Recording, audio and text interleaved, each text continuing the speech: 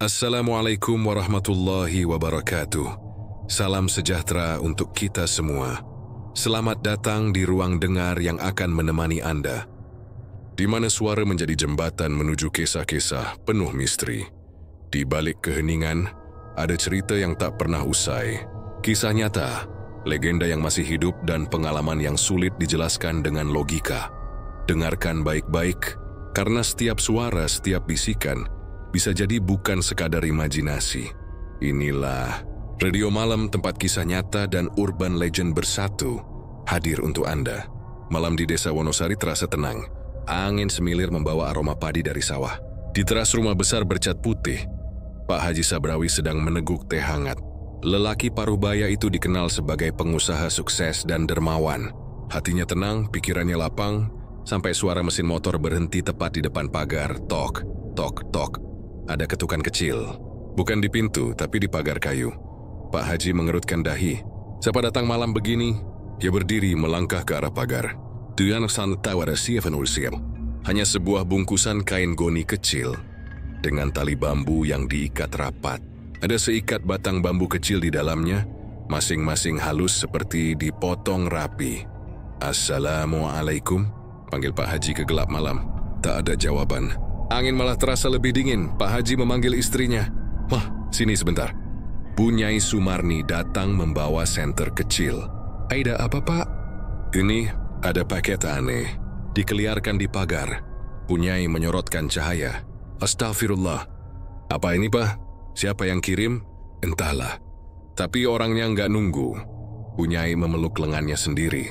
Saya nggak enak perasaan, Pak. Jangan-jangan. Pak Haji memotong, mencoba tenang. Sudahlah, jangan suudzon dulu. Mungkin hadiah bahan kerajinan, tapi hati kecilnya tak sejalan dengan ucapannya. Tiba-tiba terdengar suara langkah cepat menjauh di kejauhan. Disusul suara motor dinyalakan tergesa. Pak Haji melihat ke arah jalan gelap. Siapa itu? Kenapa sembunyi-sembunyi? Malam terus terasa menekan, seakan udara di halaman berubah lebih pekat. Esok paginya, halaman rumah ramai oleh suara ayam dan burung. Tapi ada yang janggal. 3 ekor ayam mati dengan posisi aneh. Kepala tertekuk, mata membelalak, dan lidah terjulur. Pak Haji memanggil anak keduanya, Aulia. Lia, tanya ibu, ayam-ayam ini kenapa? Aulia menutup mulut. Serem banget. Kok matinya kayak dicekik? Pak Haji memandang ayam-ayam itu. Mungkin ular, tapi tidak ada bekas gigitan. Tidak wajar. Tak lama Bu Nyai keluar membawa sapu. Astagfirullah lagi. Baru tadi malam rumah dikirimi barang aneh. Sekarang ayam-ayam mati gini. Tolong jangan kaitkan hal buruk dulu, ujar Pak Haji, walau nadanya goyah. Pak, ini bukan biasa. Saya merasa ada yang mengintai. Tak sempat mereka bicara lebih jauh. Dari dalam rumah terdengar suara gaduh. Aulia berlari masuk duluan dan menjerit. Mas Raffi, kenapa mas? Anak sulung Pak Haji, Raffi, duduk di lantai dapur sambil memegangi lehernya. Mukanya pucat, keringat dingin mengalir deras. Aduh. Raffi memegangi dada, seperti menahan sesak. Bu Nyai langsung panik. Raffi, istighfar nak. Kenapa kamu? Ada yang mencakar dada saya dari dalam. Panas? Sakit? Pak Haji memeluk bahu anaknya. Tenang nak, Bapak bawa ke puskesmas sekarang. Namun sebelum berdiri, Raffi mendadak memuntahkan sesuatu. Bukan makanan, tapi seutas rambut panjang dan hitam keluar dari mulutnya. Disusul serpihan kecil seperti serutan bambu. Aulia menjerit histeris. Ya Allah, Bu Nyai jatuh terduduk. Pak, ini bukan sakit biasa. Ini santet. Pak Haji terperanjat. Innalillahi. Siapa yang tega begini? Raffi menangis, tubuhnya menggigil. Ayah, tolong. Petang itu rumah Pak Haji dipenuhi tetangga yang cemas. Ada yang berbisik-bisik, ada yang membaca surah, ada pula yang tampak ketakutan sendiri. Pak Haji mencoba menenangkan keluarga, meski wajahnya terlihat lelah dan kacau. Besok kita panggil ustaz atau kiai, kata Bu Nyai sambil menggenggam tasbih erat. Saya yakin ada yang iri sama Bapak. Pak Haji tak langsung menjawab. Ia menatap keranjang bambu kecil yang masih disimpan di bawah meja. Pring sedapur. Gumamnya pelan, bambu satu rumpun. Seorang tetangga tua, Pak Dargo, ikut bicara. Pak Haji, hati-hati. Kalau ini benar santet pring sedapur, itu paling ganas. Biasanya buat habisin satu keluarga. Bukan untuk nakut-nakutin. Bunyai menangis tertahan. Siapa yang sampai sekejam itu? Pak Haji kan banyak bantu orang. Pak Haji menggenggam tasbih miliknya. Sekarang keyakinannya benar-benar diuji. Kalau memang ini perbuatan manusia, katanya dengan suara rendah namun tegas, semoga Allah memberi balasan. Dan kalau ini ujian, kita harus kuat. Malam semakin larut. Warga bubar perlahan. Rumah terasa sunyi. Tapi setiap sudut seperti menatap balik. Aulia tak berani tidur sendiri. Bunyai duduk di samping Raffi yang masih lemah. Pak Haji berjalan ke teras, menatap langit gelap. Hatinya penuh tanda tanya. Siapa yang menginginkan kehancuran keluarganya? Pak, permusuhan bisnis sampai pada niat membunuh 7 turunan. Tiba-tiba terdengar suara langkah menyeret di halaman. Lalu suara ketukan pelan pada pagar. 3 kali seperti malam sebelumnya. Tok, tak, tak. Nafas Pak Haji tertahan. Siapa di sana? Tak ada jawaban. Hanya angin dingin melewati wajahnya, membawa bisikan yang samar, seperti suara seseorang memanggil namanya dari kejauhan. Sabrawi. Pak Haji memejam mata membacakan ayat kursi. Bukan karena takut pada makhluk itu, tetapi karena ia tahu, sejak detik itu perang belum dimulai, dan rumahnya sudah dikepung oleh sesuatu yang tak kasat mata. Dan malam itu, di dalam hati yang paling dalam ia sadar, ada yang ingin memusnahkan keturunannya, sampai 7 generasi. Subuh di rumah Pak Haji Sabrawi biasanya penuh ketenangan. Namun pagi ini, udara terasa berat seperti ada sesuatu yang menggantung. Raffi masih tidur dengan wajah pucat. Bunyai tak berhenti membaca wirid. Dan Aulia terus melirik ke jendela seakan takut sesuatu tiba-tiba muncul. Pak Haji selesai salat subuh dan mengambil nafas dalam-dalam. Hari ini kita panggil Kiai Murad, katanya lirih. Beliau yang paling paham masalah beginian. Bunyai mengangguk tapi matanya masih berkaca-kaca. Pak, saya masih takut. Saya dengar suara semalam. Suara apa? Seseorang memanggil nama Bapak pelan, seperti bisikan dari tanah. Pak Haji menatap istrinya lama. Itu cuma gangguan setan. Jangan takut. Kita harus kuat. Aulia yang sejak tadi berdiri di pintu dapur menelan ludah. Pak, suaranya gemetar, bambunya bergerak. Pak Haji langsung berdiri, wajahnya berubah tegang. Maksudmu apa, Li? Aulia menunjuk keranjang bambu di bawah meja. Tadi, waktu aku ambil air, kayak ada yang menggesek dari dalam. Bunyinya kertah, pelan tapi jelas. Mereka bertiga saling pandang. Tidak ada suara lagi, sunyi. Tapi sunyi yang menakutkan. Bunyai menarik napas. Pak, buang saja bambu itu. Saya tidak mau ada benda setan di rumah. Tidak bisa sembarangan, jawab Pak Haji mantap. Kalau benda kiriman lebih baik Ustaz yang urus. Takutnya ada jin terikat di dalam. Aulia memeluk lengan ibunya. Aku takut.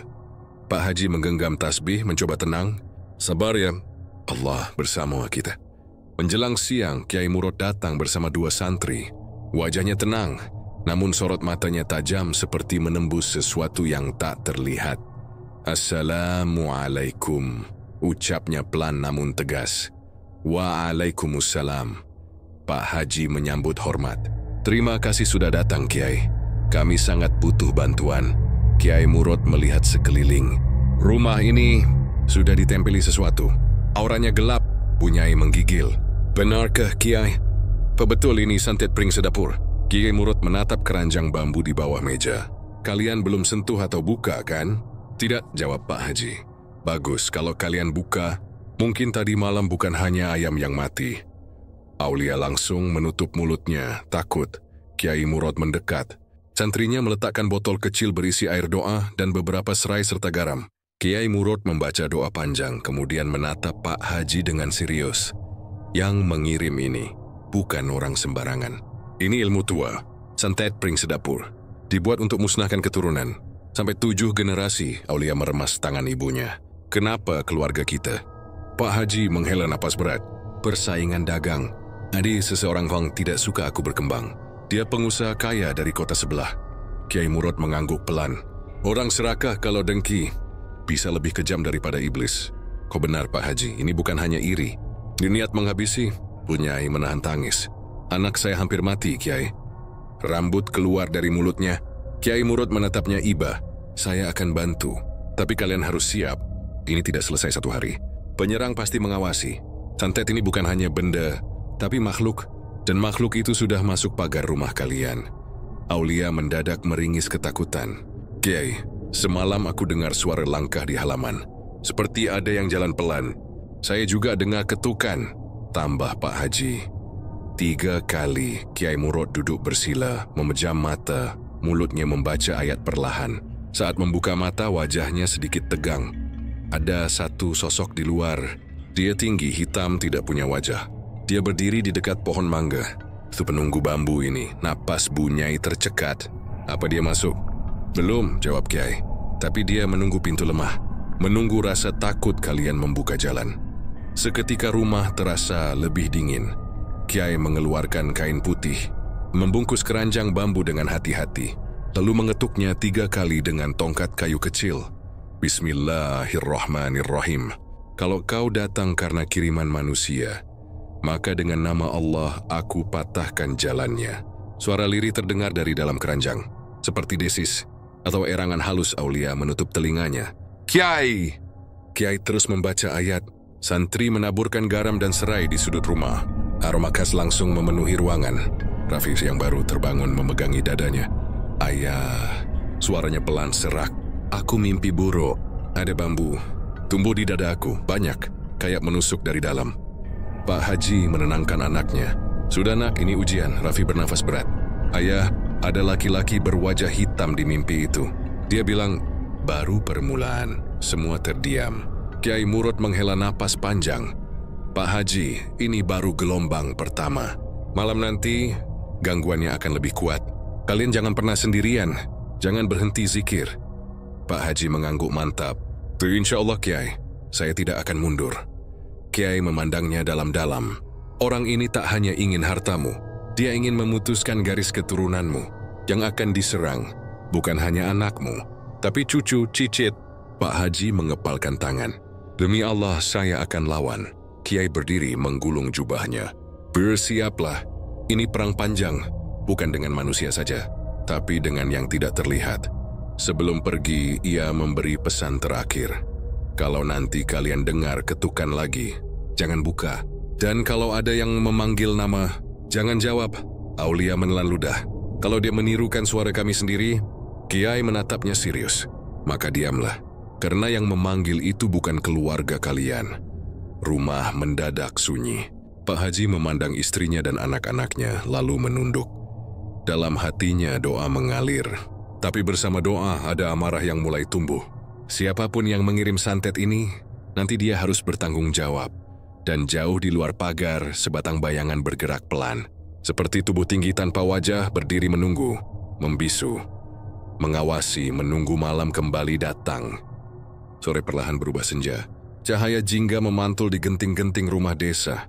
Biasanya, waktu seperti ini jadi momen paling damai untuk keluarga Pak Haji Sabrawi. Tapi hari itu, bukan kedamaian yang hadir, melainkan kecemasan yang menebal seperti kabut. Rafi duduk bersandar lemah di kamar, ditemani Aulia yang tak berani jauh darinya. Bunyai sibuk menyiapkan air minum dan mengatur bacaan wirid. Sementara Pak Haji mondar-mandir di ruang tamu, menyimpan resah yang tak ingin ia tunjukkan. "Pak," Dun kata Bunyai lirih, "Pak Kiai Murad akan kembali malam ini. Insya Allah." "Beliau bilang kalau gangguannya berat, beliau akan datang," jawab Pak Haji. "Kalau beliau tidak datang," Pak Haji menghela napas, "kita tetap harus kuat. Jangan sampai rumah ini kosong dari zikir." Aulia muncul dari kamar Rafi. "Pak, Mas Rafi tidur lagi." Tapi dia ngomong-ngomong sendiri. Pak Haji langsung menoleh. "Ngomong apa?" Aulia menelan ludah. Dia bilang, "Jangan masuk. Jangan masuk." Terus dia kayak nangis tapi matanya merem. Bunyai memegang dada. "Ya Allah." Pak Haji meremas tasbih di tangannya. "Ini hanya ujian. Allah tidak akan memberikan cobaan di luar batas kita." Tapi bahkan suaranya terdengar bergetar. Menjelang maghrib, suasana berubah. Angin berhenti, suara jangkrik diam.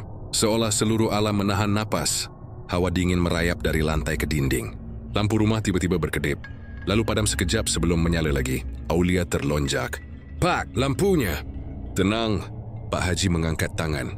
"Jangan panik." Sesaat kemudian terdengar suara langkah pelan di teras. Gesek, gesek, seperti kain panjang diseret di tanah. Lalu tok, tok, tok. 3 ketukan, pelan. Ritmenya sama seperti malam sebelumnya. Aulia menjerit kecil, menutup mulut. Bunyai merapat ke Pak Haji. Wah, dia datang lagi. Bisiknya gemetar. Pak Haji berdiri tegak, menahan rasa takut. Jangan buka pintu. Ingat kata Kiai.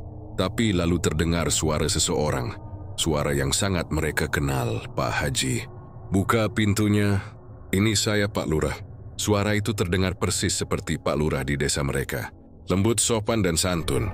Bunyai mendekat ke jendela. Apa betul itu, Pak Lurah? Jangan lihat. Pak Haji menahan lengan istrinya. Belum tentu itu manusia. Suara itu kembali terdengar. Kali ini lebih tenang dan lebih menyeramkan. Pak Haji, saya perlu bicara. Buka pintunya. Aulia memeluk ibunya. Air mata menetes di pipinya. Pak, gimana kalau benar Pak Lurah? Kalau benar dia akan datang lagi besok pagi, jawab Pak Haji. Yang memaksa dibuka malam-malam begini.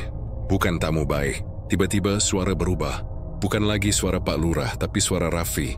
Dari luar rumah. Ayah, tolong buka. Aku kedinginan. Bunyai refleks mau lari ke pintu. Tapi Pak Haji memegang erat tangannya. Itu bukan Raffi. Raffi ada di kamar. Dan benar, dari kamar terdengar suara Raffi mengerang lemah. Ayah, Air. Aulia gemetar. Pak, 2 suara Mas Raffi. Keheningan kembali. Lalu terdengar suara tawa perlahan di luar pagar. Tawa yang pelan, serak, dan sangat tidak wajar. Seperti 2 suara bersamaan. Satu manusia dan satu makhluk lain. Sabrawi. Keluarlah. Bunyai menangis pelan. Pak, saya nggak kuat kalau begini terus. Pak Haji memeluk istrinya. Bertahanlah. Duri Suyan Niman. Tiba-tiba sesuatu mengetuk jendela kamar Raffi. Toh, Tuyusi selalu suara seret seperti kuku menggores kaca. Aulia menutup telinga. Pak! Teriaknya. Pak Haji akhirnya berteriak menahan ketakutan yang membakar dadanya. Barang siapa yang kau kirim demi Allah, aku tidak takut. Kami berlindung kepadanya. Suara di luar berhenti. Senyap. Tapi bukan senyap yang menenangkan. Melainkan jeda yang menegangkan, seolah sesuatu sedang berputar otak. Setengah jam kemudian, suara motor terdengar. Lampu sorot menembus pekat malam. Alhamdulillah, bisik Pak Haji lega. Kiai Murad datang, pintu diketuk. Kali ini suara jelas, mantap. Assalamualaikum. Pak Haji.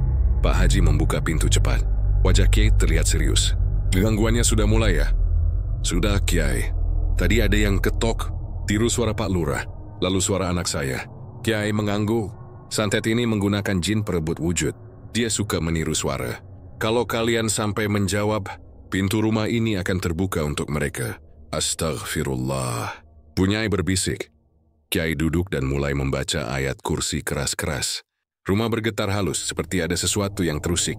Dari dapur terdengar suara barang jatuh sendiri. Dari loteng terdengar langkah kecil berlari cepat. Aulia memeluk ibunya makin erat. Kayu, apa mereka masuk? Belum, jawab Kiai. Tapi mereka berkeliaran di atap. Raffi tiba-tiba menjerit dari kamar. Ayah! Jangan buka pintu. Padahal pintu sudah tertutup rapat. Kiai segera berdiri, wajahnya tegang. Pak Haji, malam ini kita tidak boleh tidur. Kita harus perbanyak doa. Makhluk itu belum dapat izin masuk, tapi dia menunggu celah. Pak Haji mengangguk tegas. Saya siap, Kiai menatapnya dalam-dalam. Mulai malam ini peperangan benar-benar dimulai. Dan ingat, musuhmu bukan hanya yang tak terlihat. Apa maksud Kiai? Kiai menatap gelap luar rumah. Di balik santet ini, ada manusia yang ingin melihat keluargamu hancur. Pak Haji mengepalkan tangan. Aku akan cari siapa dia. Kiai menepuk bahunya. Sabar, waktunya akan datang. Tapi malam ini, kau lindungi rumah ini dulu. Di luar, angin kembali berhembus. Tapi kini membawa bau tanah basah dan sesuatu seperti aroma darah yang sangat tipis. Malam baru dimulai. Dan rumah Pak Haji bukan lagi rumah biasa. Ia kini menjadi medan perang. Antara doa dan dendam. Antara manusia dan makhluk yang datang untuk menuntut nyawa. Angin dini hari menggoyangkan tirai perlahan. Lampu minyak di ruang tengah berkelip, menciptakan bayangan bergerak di dinding. Tidak ada satu pun dari keluarga Pak Haji yang tidur malam itu. Mereka duduk bersama, membaca wirid dan ayat perlahan. Bahkan suara jangkrik pun seakan takut muncul. Kiai Murad duduk bersila, menutup mata. sementara dua santrinya membaca ayat kursi bergantian. Pak Haji memandangi jam dinding. Sudah hampir jam 3 pagi, katanya pelan. Kenapa malam terasa begitu panjang? Kyai membuka mata. Nadanya tegas. Malam selalu panjang bagi orang yang dijadikan sasaran jin musafir. Mereka suka menyerang saat manusia lelah, saat iman goyah. Aulia bersandar pada ibunya. Kyai, saya masih dengar suara langkah di luar. Dari tadi mengitari rumah. Bunyai mengangguk cepat. Dan tadi ada suara orang ketawa. Tapi kayak bukan manusia, Kyai. Kyai menarik napas panjang. Itu suara penghuni kiriman. Dia mencoba melemahkan hati kalian. Raffi yang masih lemah di depan tiba-tiba tersentak memegang perutnya. Ayah, panas. Perutku panas. Pak Haji buru-buru memegang pundaknya. Sabar nak, kita semua di sini. Raffi mulai menangis pelan. Ayah, aku lihat bambu. Ada di dalam tubuhku. Tumbuh, keluar dari dada. Aulia menutup telinga, menahan tangis. Mas, jangan ngomong gitu. Tiba-tiba, lampu minyak bergetar kuat, hampir padam. Sembari itu terdengar suara duk-duk dari atap seperti ada sesuatu merayap. Pak Haji berdiri. Ada sesuatu di atas. Kyai mengangkat tangan, memberi tanda agar tidak bergerak. Jangan keluar. Jangan lihat ke jendela. Mereka mencari celah. Santri mulai memercikkan air doa ke sudut ruangan. Suara gemerisik langsung terdengar dari luar, seperti ada yang kesakitan tersiram air panas. Suara itu terdengar jelas. Bukan suara manusia. Suaranya parau, seperti dua suara menyatu, satu besar satu kecil. Aulia menjerit kecil. Kiai, dia marah. Biarkan, jawab Kiai. Kalau marah berarti doa kita mengenai mereka. Tidak lama kemudian, tuk, ketukan lagi. Tapi kali ini bukan 3 kali. Ketukan panjang lambat berat seperti tulang mengetuk kayu. Tok, tok. Pak Haji menggenggam tasbih lebih kuat. Astagfirullah. Lalu terdengar suara memanggil pelan, Pak Haji, keluarlah. Suara yang familiar. Sangat familiar. Pak Haji terbelalak. Itu suara ayah saya. Bunyai menutup mulutnya. Almarhum bapamu? Pak Haji mengangguk pelan. Matanya berkaca-kaca. Ya, sama persis. Suara itu terdengar lagi, kini lebih dekat seolah tepat di balik pintu. Sabrawi, enak, bukalah pintunya. Ayah kedinginan. Aulia langsung menangis. Kiai, itu bohong kan? Itu bukan kakek. Kiai menatap Pak Haji dalam-dalam. Jangan dengarkan. Itu tipuan jin. Mereka meniru suara orang yang kita sayang. Pak Haji menggertakkan gigi, menahan air mata. Ingatan tentang ayahnya berputar di kepala. Namun ia tetap duduk. Tiba-tiba suara berubah. Dari lembut jadi kasar, dari memohon jadi mengancam. Buka pintunya, Sabrawi. Pintu bergetar hebat. Aulia menjerit. Bunyai memeluknya erat. Raffi menutup telinganya, tubuhnya gemetar hebat. Kiai membentak membaca ayat keras-keras. Allahu la ilaha illa huwa al-hayyul qayyum. Pintu berhenti bergetar. Sunyi lagi tapi hanya sesaat. Dari bawah pintu menetes cairan. Pak Haji menunduk, matanya membesar. Darah merembes perlahan mengalir. Aulia menjerit keras. Pak, darahnya masuk. Raffi menatap lantai, matanya membelalak. Ayah, mereka masuk. Darah itu bukan darah biasa. Warnanya gelap seperti tinta, mengeluarkan bau amis bercampur busuk. Kiai segera mengisyaratkan santri untuk menabur garam. Begitu garam menyentuh cairan, terdengar suara mendesis seperti api menyentuh daging. Sesi syat.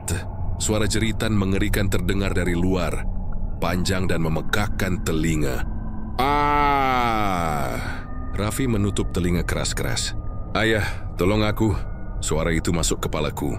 Pak Haji hampir goyah melihat anaknya tersiksa. Tapi Kiai menahan bahunya. Ini ujian, jangan mundur. Menjelang azan subuh, suara gangguan mulai surut. Suara langkah hilang, bau busuk mulai pudar. Lampu kembali stabil. Santri Kiai jatuh terduduk kelelahan. Aulia tertidur sambil memeluk ibunya. Raffi terbaring lemah. Tapi sekarang napasnya lebih tenang. Pak Haji mengusap wajah, matanya sembab. Kiai, sampai kapan begini? Kiai menarik napas dalam, suaranya pelan namun penuh keyakinan. Ini baru awalnya, Pak Haji. Malam pertama mereka mengetuk pintu. Malam kedua mereka meniru suara. Malam ketiga, mereka mencoba masuk. Kalau begitu, besok Besok mereka tidak mengetuk lagi. Mereka akan langsung mencoba menerobos. Bunyai terisak. Ya Allah, kami sanggup enggak, Kiai? Kiai menatap mereka satu-satu. Selama kalian bersatu, kalian bisa. Tapi ingat, seseorang yang mengirim santet ini masih hidup. Selama dendamnya belum selesai, makhluk-makhluk itu tidak akan berhenti. Pak Haji mengepalkan tangan kuat-kuat demi Gunungkufarsma persaingan bisnis. Dan satu nama yang kini memenuhi pikirannya. Aku tahu siapa dia. Suaranya rendah, mengandung amarah. Dan dia akan membayar ini semua. Kiai menatapnya tajam. Jangan buru-buru melawan manusia. Musuh kalian ada dua, yang nyata dan gaib. Kalahkan yang gaib dulu, baru kejar yang nyata. Adzan subuh berkumandang. Suaranya menenangkan seperti cahaya menembus gelap malam. Untuk pertama kalinya sejak beberapa hari, keluarga itu menarik napas lega. Namun jauh di halaman, di balik pohon mangga, sesuatu masih berdiri diam, tinggi. Hitam, tanpa wajah, menunggu malam datang lagi. Malam terasa berat, seolah menolak udara dipenuhi sesuatu yang tak terlihat namun membeban. Seisi rumah Pak Haji Sabrawi kini tak lagi sama. Rina yang mulai bisa duduk kembali, terlihat duduk di ruang tengah. Rambutnya digelung sederhana, wajahnya masih pucat, namun matanya tak lagi kosong seperti malam kejadian itu. Hanya saja, rumah itu masih menyimpan sesuatu. Seperti ada yang menunggu. Pengintai di meja kecil terletak sebuah bungkusan kain putih. Ki Tunggul belum membuka isinya. Yoya hanya memejamkan mata sejak tadi. Duduk bersila sambil menahan napas panjang. Pak Haji sabar menunggu. Ki Mesi, apa isi bungkusan itu? Sepertinya penting sekali. Ki Tunggul membuka mata, menatapnya dalam. Ini pusaka yang hanya digunakan bila santet yang datang sudah melampaui batas. Namanya keris Pulanggeni. Tapi sekali ini dipakai, akan ada darah terlibat. Rina menggenggam tangan ayahnya. Ayah, apa kita harus sampai mengorbankan sesuatu? Darah di sini bukan korban manusia, Ki Tunggul menjawab lirih. Tapi darah keluarga. Sebagai penolak garis nasib, Pak Haji menelan ludah. Jelaskan maksudnya, Ki. Santet pring sedapur ini dibuat agar satu garis keturunan mati. Untuk memutusnya, harus ada darah keluarga yang keluar secara sukarela. Bagai membayar takdir dengan takdir. Pak Haji tercenung. Jadi, salah satu dari kami harus berdarah.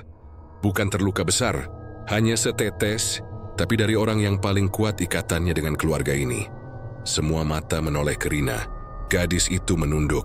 Ayah tidak akan biarkan kau. Pak Haji belum selesai bicara ketika Rina memotong. Kalau memang darahku yang bisa menyelamatkan keluarga kita, aku siap. Pak Haji menggeleng. Tidak. Jangan bicara begitu. Kau baru sembuh. Rina memandang ayahnya, matanya berkaca. Ayah selalu melindungi kami. Ibu sudah tiada. Kakak-kakak jauh dari rumah. Kalau bukan aku, siapa lagi? Aku udah tak mau kehilangan ayah. Keheningan menekan sampai akhirnya Ki Tunggul berdiri. Baik, tapi tidak sekarang. Ada satu hal lagi. Joy menoleh ke pintu. Malam ini kita akan kedatangan tamu. Belum sempat mereka bertanya, sebuah suara tiba-tiba terdengar dari pekarangan. Tepukan tangan keras dan lambat, toh. Tuk. Pak Haji dan Rina saling menatap tegang. Ki Tunggul menghela nafas dalam. Dia datang. Siapa? Pak Haji berbisik. Tumbalnya. Sosok yang dikirim pengirim santet untuk memastikan santet bekerja. Langkah kaki terdengar, menyeret tanah, semakin dekat. Rina merasakan dingin merayap di tulang punggungnya. Kemudian terdengar suara yang familiar. Haji Sabrawi. Rina membekap mulut menahan teriakan. Itu suara Pak Rustam, tetangga samping rumah yang sudah dirawat 3 hari terakhir karena tiba-tiba jatuh sakit parah. Tapi suara itu bukan suara manusia normal. Pak Haji mendekati jendela. Astagfirullah, benar. Itu Rustam.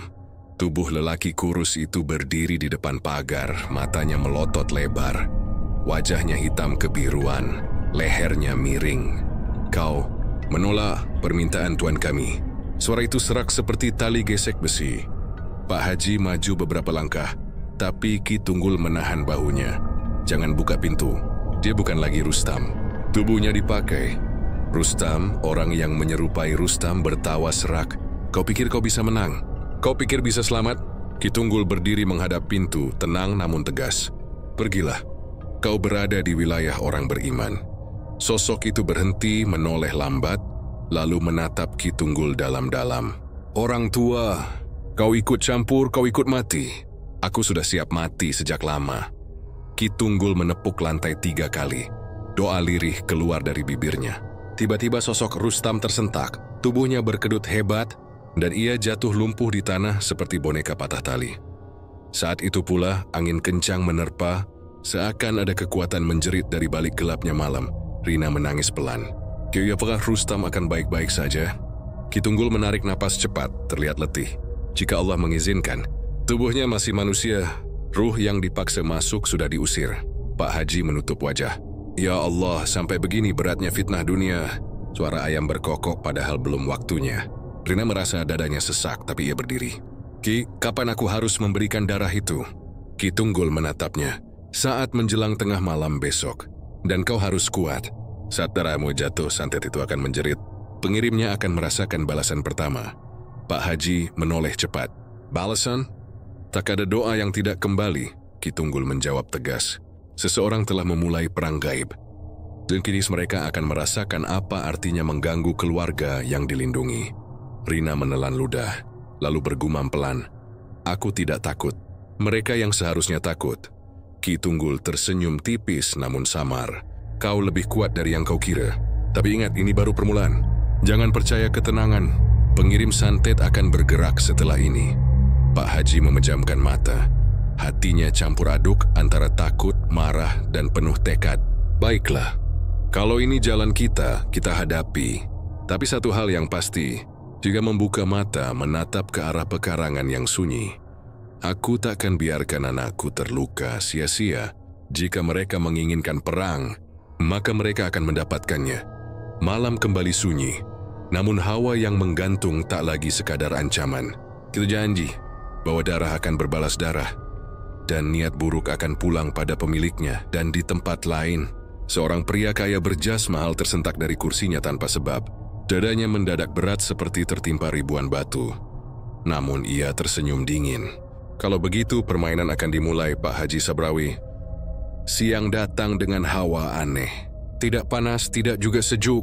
Seperti ada tirai tipis memisahkan dunia nyata dan dunia yang tak terlihat. Rumah Pak Haji sunyi. Tapi bukan sunyi biasa, lebih seperti napas rumah sedang ditahan. Rina berjalan pelan di ruang tengah. Sesekali ia menyentuh lengannya sendiri, merasa dingin yang muncul tidak wajar. "Ayah," panggilnya kecil. Pak Haji sedang duduk sambil membaca Al-Quran. Namun bibirnya bergetar lebih cepat dari biasanya. Ia menutup mushaf, menatap anaknya. "Kau takut?" tanya Pak Haji lembut. Rina menggeleng. "Bukan takut, lebih ke seperti hati ini merasa ada yang akan datang." Pak Haji menarik napas panjang. Hari ini memang hari penentu. Saat itu Ki Tunggul keluar dari kamar tamu, membawa kotak kayu kecil dan sebatang lilin. "Sudah saatnya kita bersiap. Maghrib nanti ritual dilakukan." Pak Haji menatap kotak itu lama. "Di dalamnya keris pulanggeni itu?" Ki Tunggul mengangguk pelan. "Jangan dibuka sampai waktunya." Rina menghampiri Ki Tunggul. "Ki, setelah Daraguna diteteskan, apakah semua akan selesai?" Ki Tunggul memandangnya lama sebelum akhirnya berkata pelan, "Tidak langsung. Ini hanya memutus garis kematian.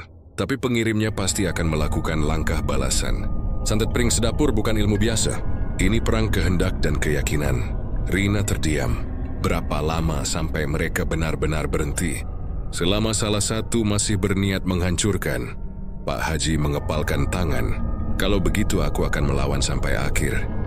Ki Tunggul menepuk bahunya, bukan dengan amarah, tapi dengan doa dan keteguhan hati. Waktu menjelang maghrib, langit berwarna ungu gelap, angin berhenti seolah seluruh alam menunggu. Ki Tunggul menyalakan lilin dan duduk bersila. Rina duduk di depannya sementara Pak Haji berdiri tak jauh, gelisah namun siap. "Rina," kata Ki Tunggul, "keluarkan tanganmu." Rina mengulurkan tangan. Ki Tunggul membuka sebuah jarum kecil dari kain putih, kemudian membaca doa lirih. "Bismillah. Darah ini bukan untuk syirik, bukan untuk tumbal. Ini hanya penolak bala dengan izin Allah. Kau harus pasrah." Rina menatap ayahnya. Pak Haji meremas bahunya pelan. "Ayah di sini." "Kau kuat." Rina menelan ludah. "Aku siap." Ki Tunggul menusukkan jarum ke ujung jari Rina, setetes darah jatuh ke atas kain putih. tiba-tiba angin kencang menerpa seluruh rumah. Lilin berkedip, hampir padam. Rina tersentak dan memegangi dadanya. Rasanya panas. Dadaku panas sekali. Pak Haji langsung ingin menghampiri, tapi Ki Tunggul mengangkat tangan. Jangan sentuh. Dia sedang melewati jembatan gaib. Ini reaksi balikan. Rina terengah-engah, matanya memerah. Nafasnya berat. Ayah, ada suara banyak yang berbisik di kepalaku. Baca dalam hati. Ki Tunggul berkata cepat. Baca yang kau hafal. Jangan ikuti suara itu. Rina memejamkan mata, mengucap pelan, A'udzubillahi minasyaitonirrajim. Angin mendadak berhenti, tapi dari arah luar rumah terdengar suara gebrakan keras, seperti sesuatu menghantam pagar. Berak! Pak Haji tersentak. Apa itu? Suara lain menyusul, kali ini lebih berat. Berarak. Seperti tubuh besar menabrak tembok. Ki Tunggul tetap fokus. Mereka tidak bisa masuk. Fokus. Rina mulai tenang, keringat dingin menetes di pelipisnya. Ki Tunggul mengambil keris pulanggeni dari kotak, membungkusnya tetap dalam kain, lalu mengangkatnya ke atas. Dengan izin Allah, pulanglah setiap niat jahat kepada pemiliknya. Pulanglah bala, pulanglah kebencian. Hawa yang dikirim hari ini kembali pada pengirim dalam kadar yang setimpal. Angin kembali bergerak, tapi kali ini seperti tersedot ke arah luar rumah. Lilin padam, namun tak ada kegelapan. Cahaya bulan merembes masuk. Di luar pagar terdengar jeritan panjang. Bukan jeritan manusia biasa. Serak dalam menakutkan. Rina membuka mata. Nafasnya normal. Pak Haji langsung memeluk bahunya. Rina, kau baik-baik saja. Aku yang lega ya. Seperti beban hilang, Ki Tunggul mengusap keringat di dahinya. Alhamdulillah. News baru tahap pertama. Santet utama telah diputus. Tapi tiba-tiba suara tawa terdengar dari luar rumah. Pelan, licik, hahaha. Kalian pikir sudah menang? Semuanya terpaku. Suara itu bukan suara manusia biasa. Dalam menggema Pak Haji berteriak, siapa engkau? Tunjukkan dirimu. Suara itu menjawab pelan, namun menusuk. Pertarungan belum selesai. Tuyul baru mulai.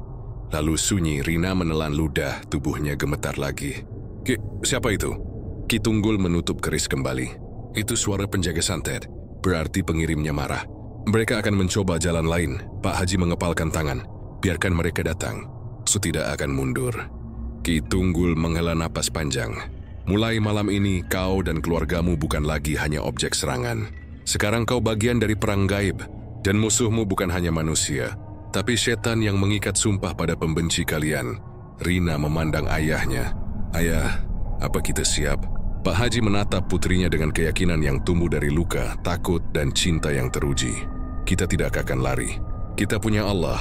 Ki Tunggul tersenyum samar, tapi matanya serius. Bersiaplah. Pengirim itu tidak akan tinggal diam. Langkah balasan akan datang. Lenius biasanya mereka menyerang lewat mimpi, lewat pikiran, bahkan lewat orang yang tak terduga.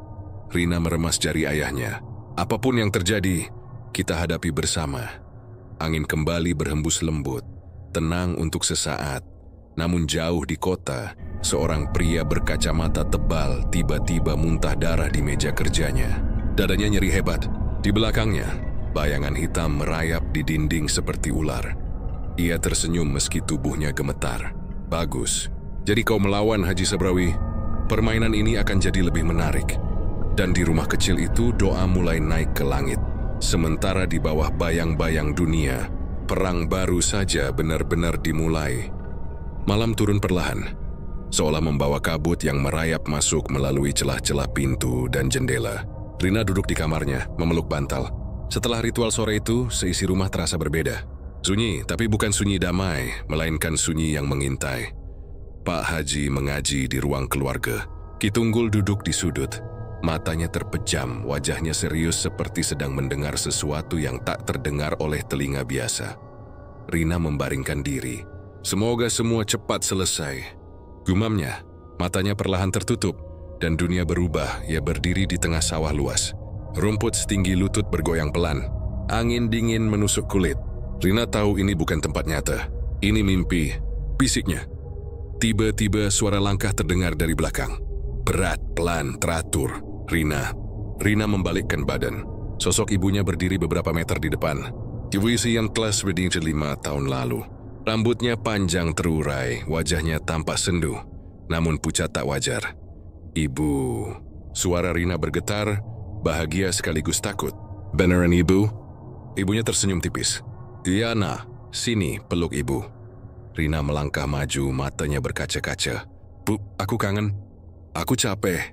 Namun saat ia hampir menyentuh, ibunya tiba-tiba menunduk dan tersenyum. Senyum yang berubah mengerikan, penuh gigi hitam tajam. Tapi kau harus ikut ibu, Rin. Rina tersentak mundur. Itu bukan ibu. Sosok itu tertawa. Suaranya bergema seperti ribuan bisikan. Anak-anak akan ikut ibunya. Kau harus ikut. Mati bersama. Tangan sosok itu berubah hitam panjang seperti cabang pohon kering. Meraih ke arah Rina. Rina berteriak, Allahu Akbar. Sawah retak, angin menderu dan dunia berputar. Ia kembali di tempat lain. Kali ini di rumahnya sendiri. Gelap, lampu padam. Rina mendengar suara langkah kecil, seperti anak kecil berlari. Toh, tok, tok. Di depan ada sosok bocah kecil membelakangi tertawa kecil. Hihihihi. Siapa kamu? Tanya Rina ketakutan. Bocah itu menoleh perlahan, matanya kosong. Wajahnya bukan wajah manusia. Permukaan kulitnya seperti lilin meleleh. Namun ia memakai seragam SD. Ayo main. Kak Rina. Rina mundur, napasnya memburu. Aku nggak mau ikut kamu. Bocah itu mendadak berlari 4 kaki. Menerkam ke arahnya sambil berteriak melengking. Rina jatuh terduduk di lantai kamar. Napasnya terengah. Ia sadar ia masih bermimpi, tapi semuanya terasa nyata. Aku harus bangun. Ayah Ki Tunggul. Rina memejamkan mata dan mulai membaca ayat yang ia hafal. Tapi suaranya seperti tersangkut di tenggorokan.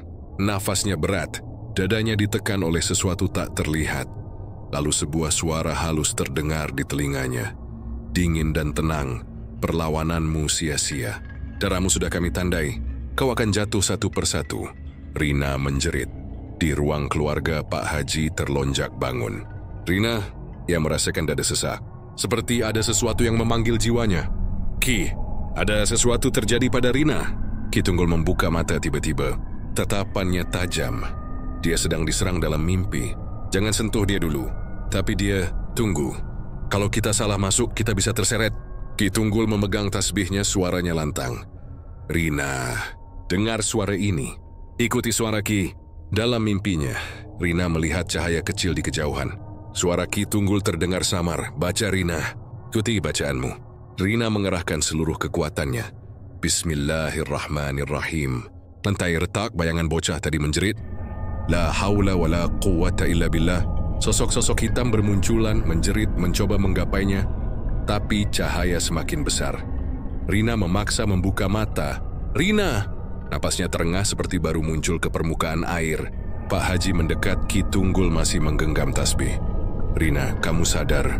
Pak Haji memeluknya. Ya, Rina menangis keras. Aku lihat ibu. Tapi bukan ibu Mbe dan ada anak kecil. Wajahnya, udah Ina. Sudah. Ki Tunggul memejamkan mata, wajahnya gelap. Mirisnya menembus lewat alam tidur. Ini tak biasa. Pengirimnya sangat dendam. Pak Haji mengepalkan tangan. Sampai kapan orang itu mengganggu kita? Ki Tunggul buru-buru menatapnya. Jangan marah berlebihan. Amarah membuka celah. Tenang. Besok kita ke seorang sahabat yang bisa membantu memperkuat perlindungan. Rina menangis makin keras. Aku takut tidur lagi. Pak Haji menggenggam wajah putrinya. Kita hadapi bersama. Allah bersama kita. Ki Tunggul berdiri. Mulai malam ini jangan ada yang tidur sendirian. Dan ingat, ini baru satu dari serangan mereka. Mimpi adalah pintu paling halus yang menatap jendela yang berembun. Seperti ada bayangan lewat di luar. Tapi mereka belum menunjukkan bentuk asli mereka. Itu berarti mereka masih menunggu momen paling tepat. Rina mengusap air matanya. Maksudnya, Ki Tunggul menghela napas. Mereka belum menyerang yang terkuat. Mereka masih mengincar titik terlemah. Dan biasanya setelah gagal mencabut nyawa, mereka akan memilih target lain. Pak Haji memegang tasbihnya erat. Siapa maksud Ki? Ki Tunggul menatap lantai. Suaranya rendah, ayahnya. Rina terbelalak. Jadi, ayah? Pak Haji tersenyum tipis. Tenang, ayah nggak takut. Ki Tunggul menatap keduanya dalam. Yang dikirim ke dalam mimpi tadi bukan ibumu, bukan anak kecil. Itu jelmaan setan yang dipelihara dukun pengirim santet. Mereka sudah kehilangan satu jalan. Terikat seakan mencari jalan selanjutnya. Ia menatap pintu, seolah merasakan sesuatu mendekat. Dan biasanya, itu dimulai saat menjelang subuh. Malam terasa lebih panjang dari biasanya. Tidak ada yang tidur setelah itu. Dan di kejauhan, jauh di rumah besar kota, seorang lelaki kaya tersenyum sambil mengelus cincin batu hitam di jarinya. Sekarang giliranmu, Sabrawi. Fajar belum datang, tapi angin dini hari membawa rasa aneh. Berat, basah, dan penuh bisikan. Rina duduk bersandar di bahu Pak Haji. Matanya lelah namun tak berani terpejam. Ki Tunggul masih bersila di sudut ruangan, tasbih di tangan. Wajahnya pucat pertanda ia sedang mengendalikan banyak hal yang tak terlihat. Jam menunjukkan pukul. Kurekelai 17. Ki, Pak Haji akhirnya membuka suara. Apa mereka akan datang lagi? Ki Tunggul mengangguk pelan. Menjelang subuh adalah waktu paling favorit untuk serangan halus. Roh jahat lebih kuat ketika manusia setengah sadar. Rina menghela napas gemetar. Tapi kita nggak tidur, Ki Tunggul menatapnya. Santet bukan hanya masuk lewat tidur. Pikiran lelah, hati takut, iman goyah. Itu juga pintu. Pak Haji menepuk bahu putrinya. Kita kuat. Kita tidak sendiri. Belum sempat Ki menjawab, tiba-tiba terdengar suara ketukan di depan rumah. Tok, tok, tok santai, teratur, tidak keras, tapi membuat bulu kuduk berdiri. Seolah pengetuk sudah yakin mereka menunggu. Rina menggenggam lengan ayahnya. Siapa itu jam segini? Cekek. Kali ini lebih berat. Pak Haji berdiri tapi Ki Tunggul menahan tangan beliau. Jangan buka. Dari luar suara seorang laki-laki terdengar. Assalamualaikum. Suara itu dalam, tenang. Tapi ada sesuatu yang salah. Intonasinya datar seperti tidak bernyawa. Pak Haji balas lirih. Waalaikumsalam. Siapa di luar? Tidak ada jawaban, hanya ketukan lagi. Tok, tok, tok. Rina menutup mulutnya, menahan ketakutan. Kaki, bisiknya, jangan bilang. Itu yang menyerang mimpi tadi? Ki Tunggul tidak menjawab. Ia berdiri mengambil segenggam garam putih dari kantong kain. Lalu menaburkannya ke depan pintu sambil membaca doa. Suara dari luar kembali terdengar. Kali ini lebih serpih dan kaku. Buka. Pak Haji. Saya tetangga. Saya butuh bantuan. Pak Haji tertegun. Itu suaranya Pak Karno. Ki Tunggul menatap Pak Haji tajam. Itu bukan Karno. Jangan tertipu suara. Rina memeluk dirinya sendiri, gemetar. Kenapa mereka bisa meniru suara tetangga? Untuk melemahkan hati, jawab Ki tenang. Orang yang ragu akan membuka pintu kejahatan. Ketukan berubah menjadi hentakan keras. Brak, brak. Pintu bergetar hebat meski tidak terbuka. Ki Tunggul mempertebal bacaan. Rumah berderak seperti diterpa badai meskipun angin di luar tak bergerak. Kemudian hening. Tapi heningnya lebih menakutkan dari suara barusan. Rina menelan ludah. Sudah pergi? Pak Haji menggeleng pelan. Tidak, mereka diam bukan berarti hilang. Suara mendesis terdengar pelan dari bawah pintu. Seperti ular merayap. Sss. Rina merinding. Ya Allah. Tiba-tiba dari jendela terdengar suara garukan panjang. Srek, srek, srek. Seperti cakar logam menggores kayu. Pak Haji menegakkan punggung, matanya marah. Sudah cukup. Kalau kau jin, kalau setan, kau takkan bisa melawan kalimat Allah. Beliau mengangkat mushaf dan membaca ayat kursi dengan suara lantang. Allah la ilaha illahu. Suara garukan berhenti mendadak, tapi balasannya muncul berupa tawa tipis dari luar rumah. Hehehe. Bagus, teruskan. Lihat siapa yang lebih kuat. Rina menutup telinga. Aku nggak mau dengar lagi. Ki Tunggul berdiri, mengangkat tangannya, lalu menghentakkan tongkat kecil yang ia bawa ke lantai.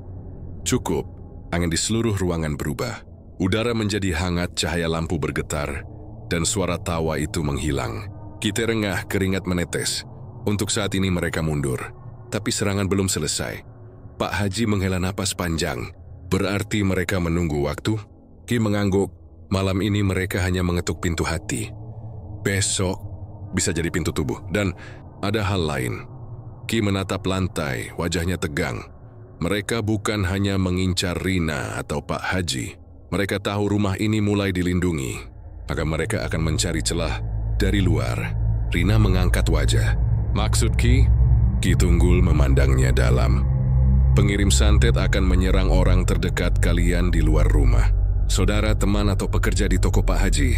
Pak Haji terkejut. Masya Allah, anak-anak yang di kota. Ada kemungkinan, jawab Kiplan. Rina menutup mulut panik. Mbak Lila, Maizaki, Pak Haji langsung meraih ponsel. Aku telepon mereka. Tunggu, Kimenahan. Jangan tunjukkan panik. Setan suka kepanikan. Telepon seperlunya, tanya kabar seperti biasa. Pak Haji mengangguk, menahan gemetar. Tiba-tiba suara azan subuh berkumandang dari musyola kampung. Tenang, merdu seperti gunung besar menenangkan badai. Begitu azan mulai, semua suara aneh menghilang.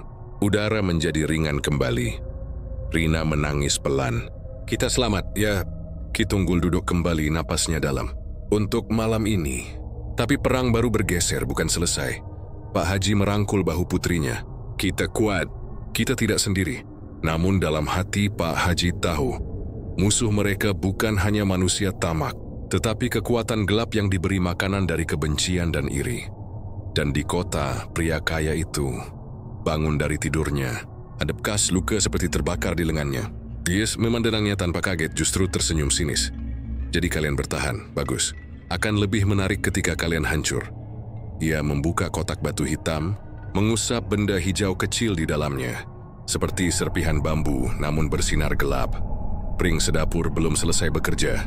Dan jika harus, aku akan mengirimkan yang berjalan di siang hari. Matanya memerah sesaat. Senyum liciknya muncul. Tak ada yang bisa menyelamatkan 7 turunanmu, Sabrawi. Di desa, sementara azan masih berkumandang, Rina berbisik pada ayahnya, "Yah, apa kita bisa menang?" Pak Haji mengecup keningnya, suara lirih namun penuh keyakinan. Kita tak perlu menang sendiri, karena yang melindungi kita lebih besar dari semua makhluk di bumi. Dan pagi itu, meski matahari mulai naik, bayangan perang tak terlihat semakin menghitam di balik cahaya. Suara salam menggema berat, seperti menembus udara pekat. Assalamualaikum. Suara itu bukan milik manusia biasa. Kang Rifai berdiri di depan gerbang rumah Pak Haji Sabrawi.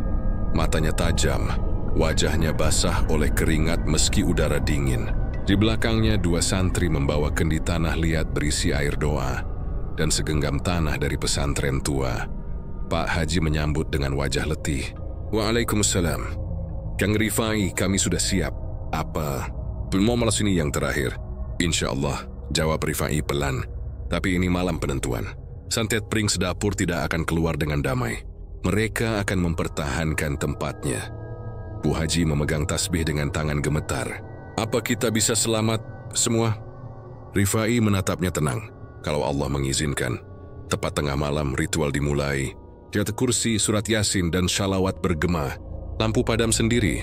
Angin berdesir seperti membawa bisikan panjang. Tiba-tiba suara pintu kamar dibanting keras dari dalam. Duh! Duh, Maya menjerit memeluk ibunya. Ibu, itu suara siapa? Rifai tetap membaca doa, suaranya lantang. Jangan berhenti. Menisa, mensuh, menakut-nakuti. Jeritan lain terdengar. Kali ini suara laki-laki tua parau. Kalian tidak akan lepas. 7 turunan, 7 jiwa pengganti. Pak Haji menggigil tapi melawan dengan takbir. Allahu Akbar. Keluarlah kalian, jangan ganggu keluargaku. Dari dalam kamar Arif, pintu bergerak sendiri. Sosok tinggi hitam keluar. Tubuhnya seperti ranting kering, wajahnya kosong tanpa mata. Arif berbisik ketakutan. Itu yang dari mimpiku. Sosok itu merangkak cepat ke arah mereka. Maya pingsan seketika. Santri Rifai memecahkan kendi dan menyiramkan air doa ke lantai. Sosok hitam itu langsung meleleh seperti lilin terbakar sambil menjerit. Namun dari sudut rumah muncul 3 bayangan baru. Masing-masing membawa bila bambu kecil di tangan. Tertancap seperti paku di dada mereka. Pring sedapur. Rifai menghela napas. Row Corbin. Dipaksa jadi pesuruh santet. Pak Haji menangis. Kasihan. Mereka juga tertahan. Salah satu bayangan menangis kecil, suaranya halus. Kami tidak ingin menyakiti. Tolong, bebaskan kami. Rifai berhenti membaca sejenak. Aku akan bebaskan kalian, tapi tunjukkan siapa pembuatnya. Tiba-tiba suara tawa menggema dari arah luar rumah. Tidak semudah itu, Rifai. Semua menoleh ke halaman. Di sana berdiri sosok berjubah hitam. Wajah ditutupi kain lusuh, memegang tongkat bambu panjang. Dukun itu, Pak Haji berbisik ketakutan. Yang dikirim pengusaha itu. Dukun itu mengangkat bambu panjang dan menancapkannya ke tanah. Tiba-tiba bumi di bawah kaki mereka bergetar. Gumpalan tanah menggembung. Lalu dari situ keluar sosok, tulang belulang terbungkus kulit kering dengan rambut menjuntai seperti akar pohon bambu. 7 turunan. Harus lunas. Arif histeris, tidak. Jangan sentuh keluarga saya. Rifai maju, menancapkan tongkat kayu doa ke tanah. Dengan izin Allah, tidak ada yang bisa memutus takdir selain Dia. Kembalilah pada tempatmu. Bambu kering dari kain yang dibawa santri dibakar. Bau menyengat memenuhi ruangan. Doa terus digemakan, suara keras bertenaga. Sosok-sosok hitam menjerit semakin keras. Lantai rumah bergetar hebat. Tiba-tiba sinar putih membelah ruang, membakar setiap bayangan gelap. Suara petir menyambar meski langit cerah. Pak Haji. Teriak Rifai. Pak Haji Sabrawi memegang dadanya. Aku sanggup. Bismillah. Ia menghapus air mata. Cukup sudah. Aku tidak akan biarkan keturunanku menderita karena kebencian manusia serakah. Ia bacakan doa dengan suara penuh iman. Dukun itu memekik marah, mundur beberapa langkah. Kalian pikir menang? Ini baru awal. Rifai menatap tajam. Ada hukum dunia dan akhirat. Kau akan merasakannya semua. Seolah tertiup badai gaib, dukun itu terpental dan menghilang dalam kabut hitam. Seketika suasana hening, hanya suara jikir tersisa. Lalu satu persatu bayangan roh korban santet menghilang tenang, seperti tertiup cahaya lembut. Seorang gadis kecil hantu tersenyum pada Maya yang baru sadar dari pingsan. Terima kasih. Pagi menjelang, dan azan subuh berkumandang. Rumah terasa ringan seperti baru hidup kembali. Pak Haji memejamkan mata, bersyukur. Alhamdulillah, keluargaku selamat. Rifai tersenyum kecil, tapi hati-hati, mereka belum selesai. Pengusaha itu akan balas dendam. Arif mengepalkan tangan. Kalau dia pikir kami akan tunduk, dia salah besar. Kami akan lawan, secara hukum dan secara doa. Maya menambahkan lembut, tidak ada kekuatan lebih tinggi dari Allah. Bu Haji mengusap kepala anak-anaknya. Kita jalani hidup baru, tanpa dendam, tanpa takut. Allah bersama kita. Rifai berdiri, menatap jauh. Perang belum usai, tapi malam ini kalian menang. Langit pagi tampak damai, tapi angin membawa firasat. Ini baru permulaan.